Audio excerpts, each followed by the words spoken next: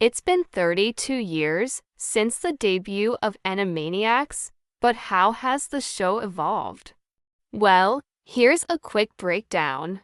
In 1989, Tom Ruegger was working as a producer on the popular cartoon Tiny Toon Adventures.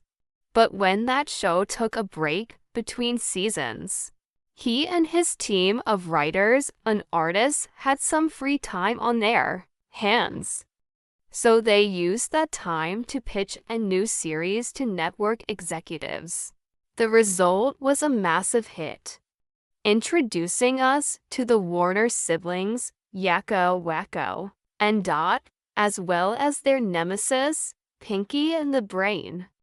They would then proceed to wreak havoc on the unsuspecting humans who shared the lot with them. This formula worked extremely well, providing a plethora of slapstick comedy and musical numbers, and it wasn't long before the network ordered a second season.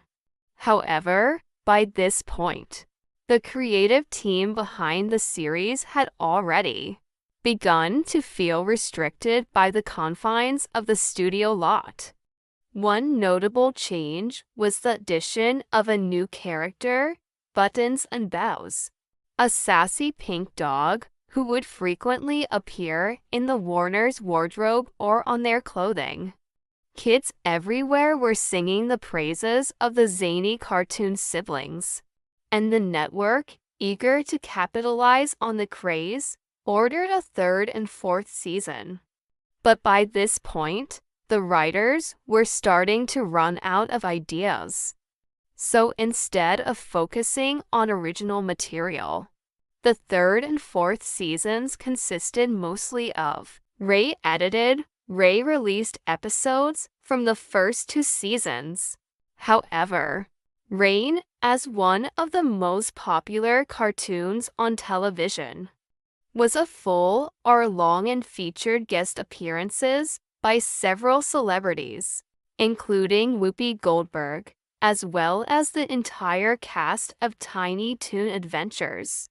After a 5-year hiatus, Animaniacs returned to the small screen on October 2, 1998, with the 5th and 6th seasons being produced by Amblin Entertainment. The animation style was slightly updated to be more in line with modern standards. The storylines also became more complex, dealing with such weighty issues as war, poverty, and the environment. Despite these changes, after appearing in several other animated series, a second movie, Animaniac: Wakko's Wish, followed in 2003.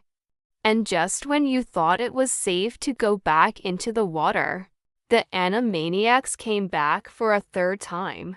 On November 2020, Hulu released the first part of a 2-part revival. The first part consisted of 20 episodes, each lasting only 11 minutes. The second part is set to be released in July 2022. So there you have it, 32 years of Animaniacs in under 3 minutes. What are your thoughts on the show?